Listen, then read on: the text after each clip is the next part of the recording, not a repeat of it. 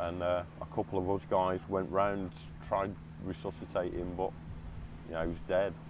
And the hostel staff. So you were there when they?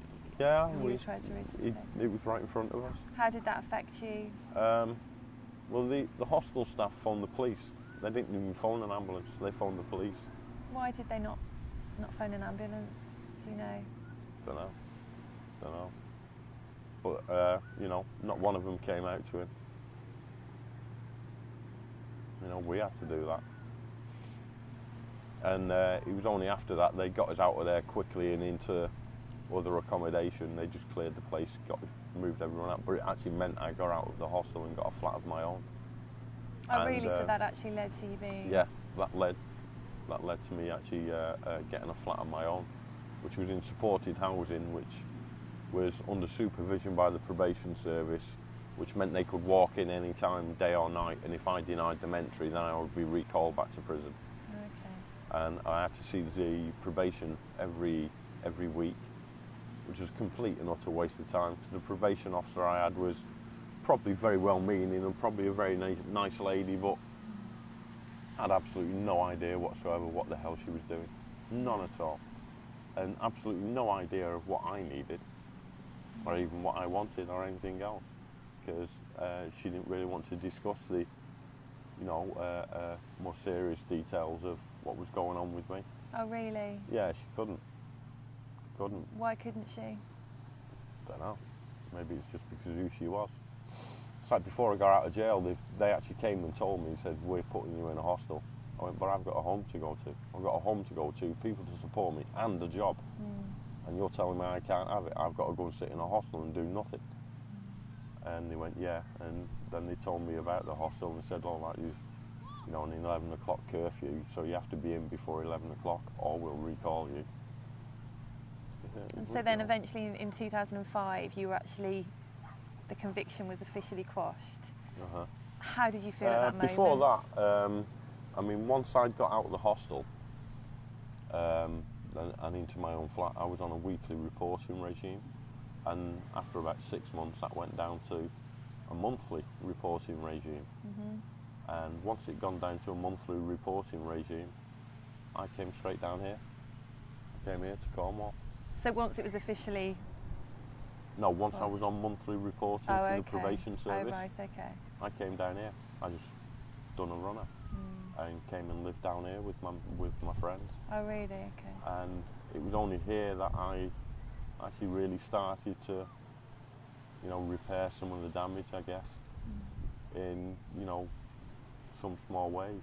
So at that point you were still meant to be reporting to them? Yeah, I used to go back once a month, pretend I'd been living in Manchester, and all my neighbours down there covered for me, because they all knew me, they all knew who I was and everything else. And yeah, I had good neighbours up in Manchester, good people. And then I met somebody else, and was in a relationship with somebody else for 2.5 years when I came down here. My first relationship lasted a couple of months maybe. I was absolute nightmare to be around and nightmare to be with.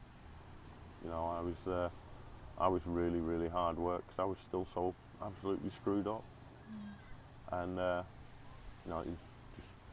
was never ever going to work, I guess. But of course, me being me, of course I thought this was forever. Being very, very naive. I'm very immature, But yeah. So really, that was your first relationship ever? Yeah. And I'm glad it was. I'm glad it was who it was. Did you find it hard to sort of let somebody that close to you Yeah, that was to the trust problem. somebody? That was the difficulty. That was the difficulty. I was still living on prison rules, still living the life of a prisoner,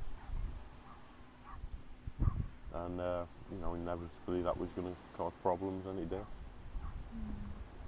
And like I say, it lasted maybe 3 months.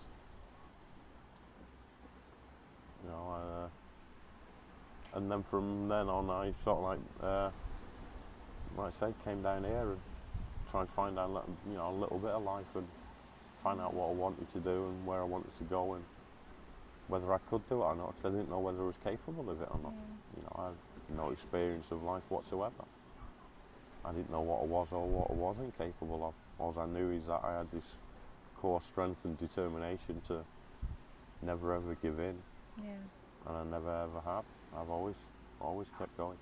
Did you feel differently after 2005 when it was, you were officially no longer under anybody's control at all and were officially innocent? It was such a strange time at the appeal because, of course, you know, the chief prosecution was Lord Carlisle, and Lord Carlisle was just plain Mr. Carlisle, a trainee barrister back in 1978, who was on the prosecution team that convicted me and sent me to prison for life.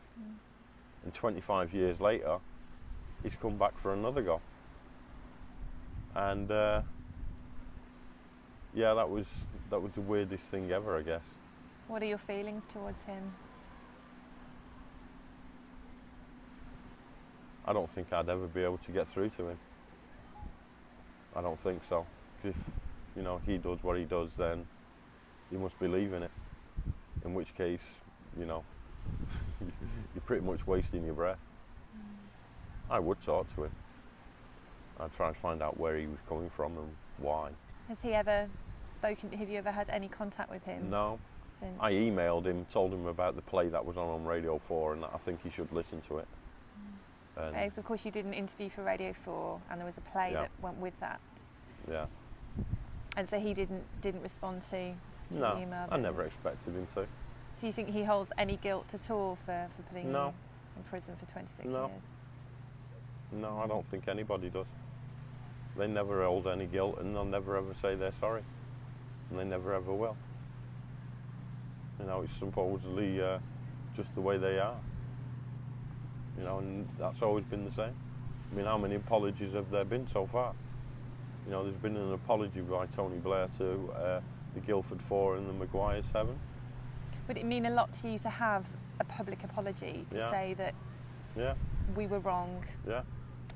But more than a public apology, it's not the apology itself, it's the acknowledgement. That acknowledgement, because it's only through that acknowledgement that it's not going to happen again. And that's the problem with, as I say, talking with someone like Mr. Carlisle. And you know, the reason with talking to somebody like him is that, you know, he's never going to acknowledge anything. He's never going to acknowledge he was wrong. So, life now, I know that you kind of try to use your experiences as much as you can. I know you visit schools and universities. You've obviously done the interview and the play with Radio 4. And am I right in saying that you also had some writing in a book called Judge for Yourself, How Many Are Innocent? Yeah, there was a book called Judge for Yourself. There was the Channel 4's Trial and Error book. And there's been another book by a friend of mine, Kevin Fegan, a little book of performance poetry called Let Your Left Hand Sing. And my story's in there.